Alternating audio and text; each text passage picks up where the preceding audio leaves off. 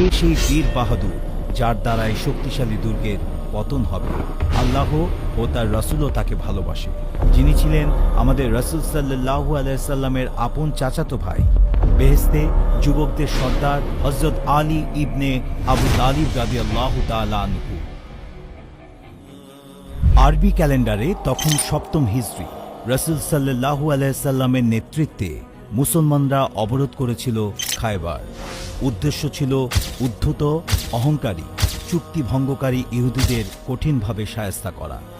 খায়বারের কামুস দুর্গ ছিল ইহুদিদের অন্যতম শক্তিশালী ও নিরাপদ দুর্গ। তাই তারা নিশ্চিন্ত ছিল মুসলমানরা কখনোই এই দুর্গ ভেদ করে তাদের স্পর্শ করতে পারবে না।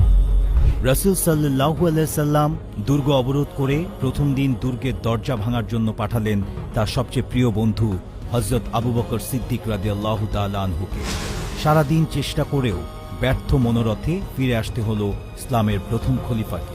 পরদিন রাসূল সাল্লাল্লাহু আলাইহি সাল্লাম প্রেরণ করলেন আরবের অন্যতম সাহসী, শক্তিশালী এবং বীর সেনানী হযরত ওমরে ফারুক রাদিয়াল্লাহু তাআলা আনহুকে। তিনিও পারলেন না দুর্গের সেই দুর্বোধ্য দরজা ভাঙতে। মুসলমানরা যখন 2 দিন চেষ্টা করেও ব্যর্থ হলো, ইহুদিরা তখন ফেটে পড়ল অট্টহাসিতে। তাদের অহমিকা ছাড়িয়ে গেল সাফা মারোয়ার উচ্চতাকেও। এমতাবস্থায় মুসলিম শিবিরে দেখা দিল হতাশার কালো মেঘ। মুসলমানদের অবস্থা অবলোকন করে মুচকি হাসলেন রাসূল সাল্লাল্লাহু আলাইহি সাল্লাম। তিনি ঘোষণা দিলেন, কাল এমন একজনের হাতে পতাকা তুলে দেওয়া হবে, আল্লাহ যার হাতে এই দুর্গের বিজয় দান করবে। সে আল্লাহ ও তার রাসূলকে ভালোবাসে, আল্লাহ ও তার রাসূলও তাকে ভালোবাসে। রাসূল সাল্লাল্লাহু আলাইহি সাল্লামের এমন ঘোষণায় চাঞ্চল্য ফিরে এলো মুসলিম শিবিরে। সারা রাত ঘুম হলো না সাহাবায়ে কেরামের। তারা উৎকণ্ঠায় জেগে থাকলেন এই ভেবে, কে সেই বীর বাহাদুর যার দ্বারা এই শক্তিশালী দুর্গের পতন হবে। পরদিন সকালে ফজরের নামাজ আদায় করে সকলেই তাকিয়ে রইলেন রাসূল সাল্লাল্লাহু আলাইহি সাল্লামের দিকে। রাসূল খোঁজ করলেন এমন এক ব্যক্তির, যিনি ছিলেন সে সময় চক্ষু রোগে আক্রান্ত, যিনি ছিলেন আমাদের রাসূল সাল্লাল্লাহু আলাইহি সাল্লামের আপন চাচাতো ভাই, আমাদের রাসূল সাল্লাল্লাহু আলাইহি সাল্লামের প্রাণপ্রিয় কন্যা হযরত ফাতিমা রাদিয়াল্লাহু তাআলা আনহার সম্মানিত স্বামী। বেহেশতে যুবকদের সর্দার হযরত হাসান ও হুসাইন রাদিয়াল্লাহু তাআলা আনহুর মান্যবর পিতা শেরে খোদা হযরত আলী ইবনে আবু তালিব রাদিয়াল্লাহু তাআলা আনহু। সাহাবারা বিস্মিত হলেন আলী রাদিয়াল্লাহু তাআলা আনহুর নাম শুনে। তারা সমস্বরে বলে উঠলেন, ইয়া রাসূলুল্লাহ, আলী তো চক্ষু রোগে আক্রান্ত। নবীজি সাল্লাল্লাহু আলাইহি সাল্লাম বললেন, তাকে নিয়ে এসো। সাহাবীরা তাকে নিয়ে এলে নবীজি তার চোখে লালা মাখিয়ে দিয়ে দোয়া করলেন।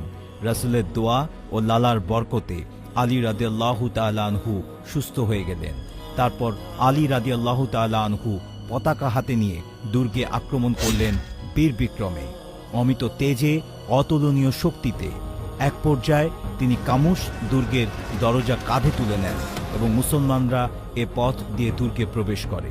দুর্গ বিজয়ের পর তিনি দরজাটা যেখানে নিক্ষেপ করেন, সেখান থেকে দরজাটা সরানোর জন্য 40 জন লোকের প্রয়োজন হয়েছিল।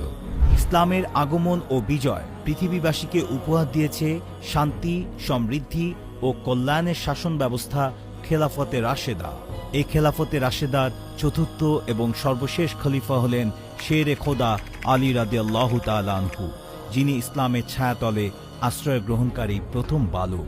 বিশ্বনবী হযরত মুহাম্মদ সাল্লাল্লাহু আলাইহি সাল্লামের কনিষ্ঠ জামাতা প্রাণনাশের আশঙ্কা উপেক্ষা করে হিজরতের রাতে প্রিয় নবীর বিছানায় শয়নকারী, জান্নাতের সুসংবাদ প্রাপ্ত 10 জন সাহাবীর মধ্যে চতুর্থতম। তার চরিত্র নবীদের চরিত্রের ন্যায়। নবীজির চাচাতো ভাই রাসূল সাল্লাল্লাহু আলাইহি সাল্লামের নবুয়ত প্রাপ্তির 10 বছর পূর্বে কাবায় জন্মগ্রহণ করেন। শৈশব কাটান নবীজির প্রতিপালনে। তার ও নবীজির মাঝে মর্যাদার ব্যবধান ছিল মুসা ও হারুন আলাইহিস সালামের মাঝের ব্যবধানের মতো। ইতিহাস তাকে ইসলামের মধ্যমণি, মুজাহিদ হিসেবে আবিষ্কার করেছে। 603 খ্রিস্টাব্দে মক্কার অভিজাত বংশ কোরাইশের হাসিম গোত্রে জন্মগ্রহণ করেন এই বীর সেনানী। তার মা নাম রাখেন আসাদ আর তার পিতা রাখেন আলী। রাসূল সাল্লাল্লাহু আলাইহি সাল্লাম তাকে আবু তুরাব নামে ডাকতেন। তার ছিল বড় বড় ডাগর চোখ, পূর্ণিমার চাঁদের মতো উজ্জ্বল দেহ অবয়ব। চওড়া পেট ও প্রশস্ত কাঁধের অধিকারী ছিলেন। হাতের তালু ছিল মাংস, তার ঘাড় ছিল রূপার জগের মতো, মাথা ছিল কেশহীন, দাড়ি ছিল লম্বা, বাহু ছিল বজ্র কঠিন। কাউকে বাহু দিয়ে ধরলে তার শ্বাস বন্ধ হবার উপক্রম হতো। হযরত আলী ছিলেন বিজ্ঞ আলিম, ফকিহ ও বাগ্মী সাহাবী। অধিক ফতোয়া প্রদানকারী সাহাবীদের মধ্যে তিনি ছিলেন অন্যতম। তার